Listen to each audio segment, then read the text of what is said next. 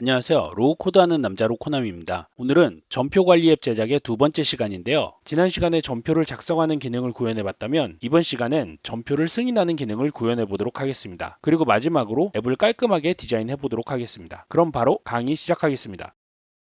이제 전표를 승인하는 기능을 구현해 볼게요. 먼저 미리 만들어 놨던 전표 승인 화면으로 들어가고요. 여기에 갤러리가 있어야겠죠. 갤러리는 앞에 있는 걸 따올게요. 앞에 있는 갤러리를 복사를 하고요. 여기에 올라온 전표들은 스테이터스가 false인 값들이 올라와야 되죠. 승인된 것도 봐야 한다면 필터를 걸면 되는데요. 확인란을 하나 만들어서 승인 과제라고 쓰고 체크박스 값에 따라 필터를 겁니다. 필터 전표 관리 앱에서 제목이 체크박스 밸류와 같은 것을 고릅니다. 지금 제목이 불린 값이라서 그런데요. 텍스트 값으로 바꿔줄게요. 이렇게 하면 false 값이 나오죠. 승인 과제를 체크하면 아직 승인을 아무것도 안 했으니까 아무것도 표시가 되지 않죠. 그 다음에 또 해야 되는 게 뭐냐면 내가 승인자인 경우 내 전표만 보여야 돼요. 그래서 필터를 하나 더 추가할게요. 여기에 confirm 메일이 나의 이메일과 같은 경우 이 경우만 보여줄 겁니다. 그러면 로코남으로 승인 요청 온 과제들이 보이죠? 전표 삭제 버튼은 지워도 될 것 같아요. 확인란을 하나 더 추가할게요. 텍스트는 지우고요. 그 다음에 이 과제를 체크를 하면 체크된 과제만 승인되게 할 겁니다. 버튼을 두 개를 만들 거고요. 하나는 승인 버튼, 하나는 반려 버튼을 만들 거예요. 그래서 반려가 된 경우는 그대로 냅두고요.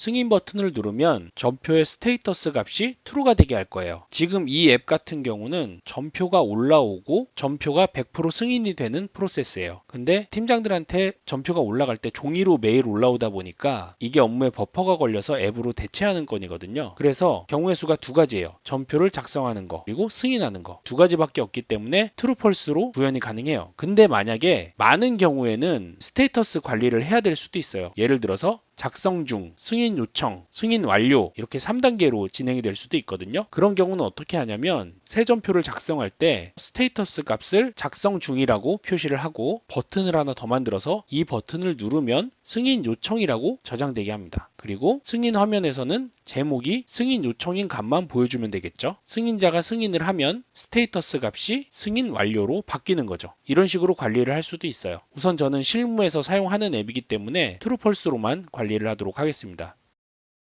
이번엔 승인을 할 건데요. 버튼을 하나 추가해 볼게요. 전표 승인이라고 씁니다. 버튼을 누르면 체크된 값들이 승인되게 할 거예요. 어떤 걸 쓰냐면 반복문을 쓰죠. 반복문은 구강에서 강의한 적이 있으니까 궁금하신 분들은 구강을 찾아보시고요. for all 함수를 쓸 거예요. for all 갤러리에 있는 값 전체를 승인해야 되는데 필터를 걸 거예요. 필터를 걸어서 갤러리 all 아이템 중에서 체크박스 2가 true인 값만 골라서 패치를 해야죠. 전표 관리 앱에 디스레코드를 수정을 해줍니다. 타이틀이죠. 제목이 true가 되게 저장을 할 거예요. 텍스트로 넣어줄게요. 체크를 두 개만 해볼게요. 전표 승인을 누르면요. 없어졌죠? 두 개가. 승인 과제로 바뀌어 있습니다. 그런데 전표를 승인할 때 추가할 기능이 있어요. 뭐냐면 지금은 전표가 몇 장이 안 되는데 하루에 몇십 개씩 전표가 올라올 수 있거든요. 이런 경우 일괄 선택하는 기능이 필요할 것 같아요. 그러면 체크박스를 하나 더 추가해 볼게요. 체크박스 하나 더 추가해서 순서를 좀 바꿀게요. 얘는 앞으로 가고 승인 과제 보기로 바꿀게요.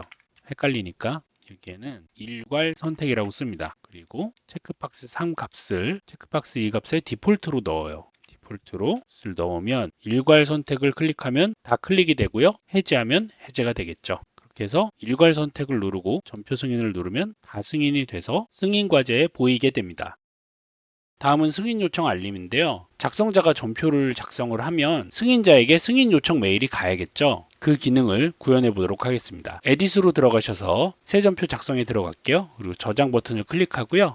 메일을 보내볼 건데요. 우선 저장이 되기 전에 메일을 보내야 오류가 없어요. 왜냐면 여기 보이는 데이터를 메일로 보낼 건데 저장이 돼버리면 보이는 데이터가 사라지니까 오류가 나겠죠. 그래서 서브밋 폼 앞에 메일을 먼저 보내고 저장하고 팝업이 닫히게 구현하도록 하겠습니다. 메일을 보내려면 아웃룩 커넥터를 추가해야 돼요. 데이터 추가를 할게요. 아웃룩 커넥터 추가를 했고요. 폰 모드가 1인 경우 아웃룩 샌드메일이라고 있죠. 샌드메일을 누르면 처음에 누구에게 보낼 건지 뜨죠. 누구냐면 이 값이죠. 승인자에게 메일을 보낼 거고요. 그리고 제목인데 제목은 날짜와 작성자로 할게요. 날짜는 오늘이고요. and 변수로 넣었던 이름을 적으면 되겠죠. 그리고 전표 승인 요청 메일입니다 라고 적을게요. 날짜와 이름 사이에 부호를 하나 넣어서 헷갈리지 않게 할게요. 그 다음에 여기서 중요해요. 바디를 테이블 형태로 전송을 해야 되잖아요. 조금 복잡하긴 한데요. 제가 본문에 적어 드릴 테니까 복사해서 쓰세요. HTML 코드를 써야 돼요. 그래야 테이블 형태의 데이터를 그대로 보낼 수가 있어요. 조금 어려우시겠지만 잘 보시고 따라 하시면 될 것 같습니다. 이메일 본문을 어떻게 할 거냐면 따옴표 쓰고요. 테이블 스타일을요. 테두리를 한 줄로 그리고 가늘게 까만색으로 해볼게요. 그 다음에 첫 번째 제목 칼럼에 자재명 넣고요. 복사를 할게요. 자재명 그리고 수량 단가 이렇게 넣고 TR을 닫아주죠. 똑같이 하나 더 복사해서 밑에다가 쓰시고요.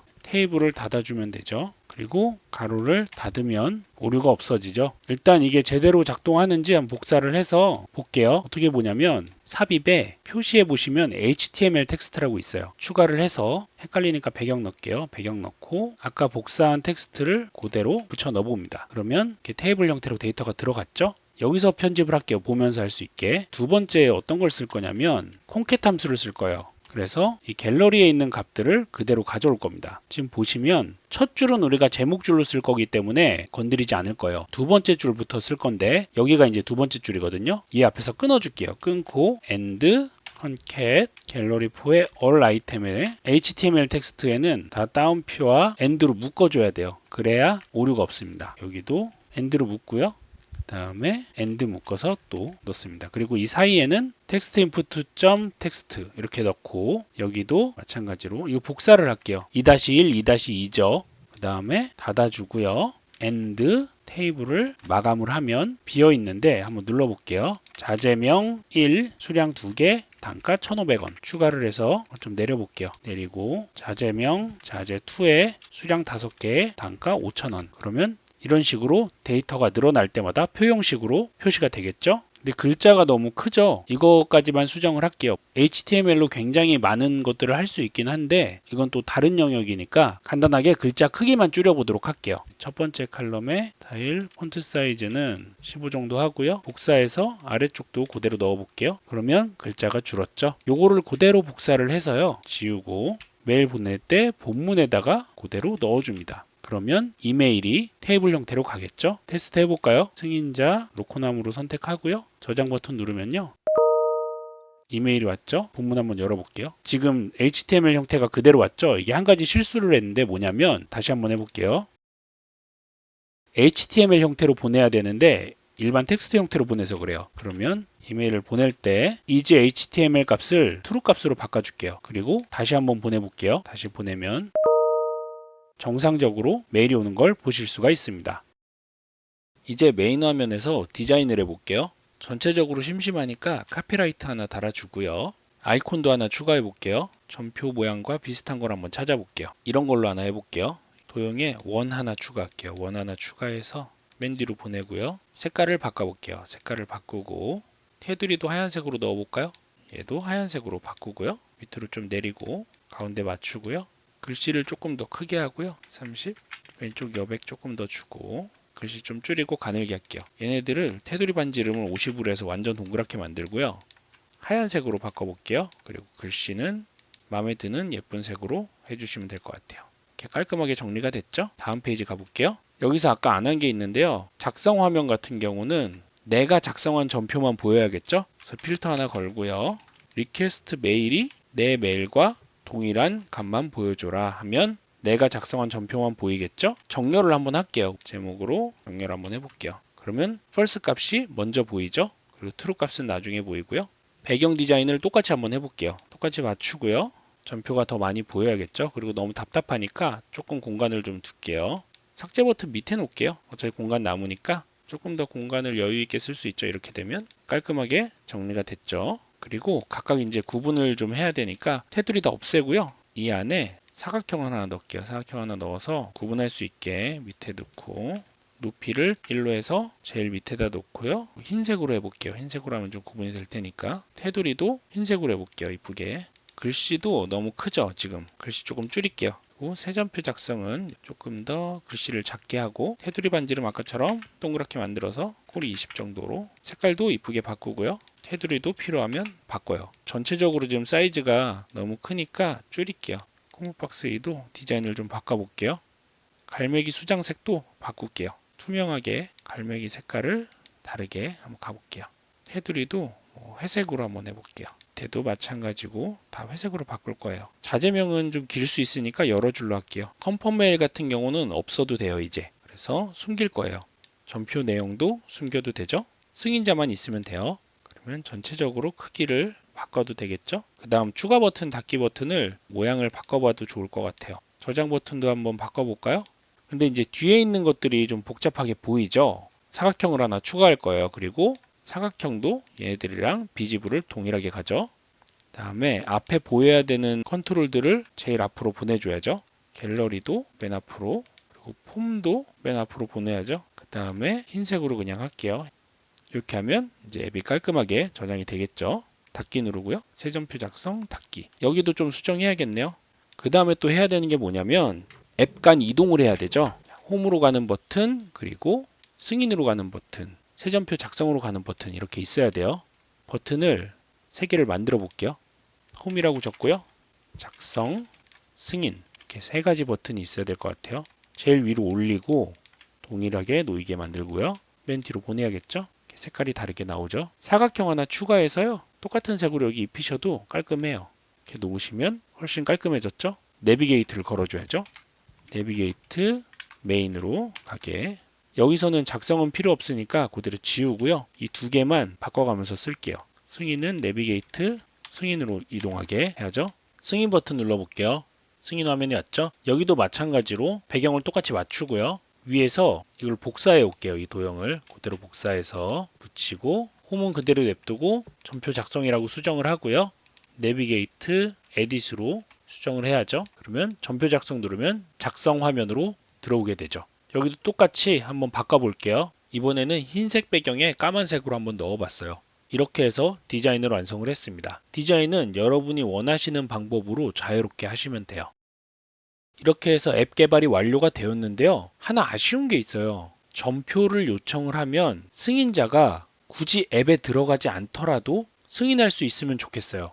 승인자들이 상대적으로 나이가 많다 보니까 앱 접속을 좀 어려워하는 경우도 있거든요. 그런 경우에 해결할 수 있는 방법을 오토메이트를 통해 구현해 보도록 하겠습니다. 먼저 오토메이트에 들어와서 아무거나 클릭하고요. 파워 앱스에서 시작을 할게요. 전표 승인이라는 플로우를 만듭니다. 파워 오토메이트에서 시작하는 경우는 파워 오토메이트에서부터 변수를 가져올 수 있어요. 그래서 그 변수를 플로우에 적용을 할 수 있습니다. 제가 4가지 변수를 가져왔거든요. 첫 번째는 날짜, 작성자, 그리고 id 값을 가져왔어요. 중요한 거는 id 값은 숫자로 가져와야 돼요. 가져오는 방법은 입력 추가 눌러서 가져오는 변수에 맞는 입력 종류를 선택하시면 돼요. 그 다음에 해야 되는 게 뭐냐면 승인 프로세스를 추가해야 되는데 표준에 보시면 승인이라고 있어요. 여기에 승인 시작 및 대기를 누르시고 승인 유형은 사용자 지정 응답, 한개 응답 대기 눌러주시고요. 예, 아니요라고 눌러줍니다. 제목은요. 작성자의 날짜, 전표 승인 요청입니다. 라고 적어주고요. 할당 대상은 승인자의 이메일이겠죠. 이 승인의 답변이 yes냐, no냐에 따라서 각각 다른 동작을 해야겠죠. 작업을 추가해서요. 컨트롤에 조건을 넣어주고요. 승인 결과 값이 예인 경우 쉐어포인트를 업데이트 해야겠죠. 쉐어포인트 클릭하고 항목 업데이트를 클릭하고요. 해당 쉐어포인트 목록을 클릭한 다음에 id 값은 파워앱스에서 가져온 id 값을 클릭하고 제목을 true 값으로 바꿔줘야겠죠.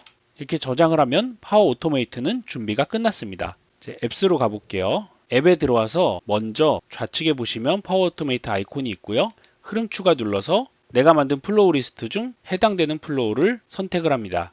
추가가 됐죠. 그리고 새 전표 작성을 누를게요. 저장 버튼에 onSelect 속성을 보시면 함수가 적용이 되어 있죠. 제가 어떻게 할 거냐면요. 새로 만들기 모드인 경우 폼이 작성되면 폼을 저장을 하고 마지막으로 제출된 값을 끌어와서 오토메이트 플로우로 보낼 거예요. 폼 모드가 1인 경우 동작을 해야겠죠.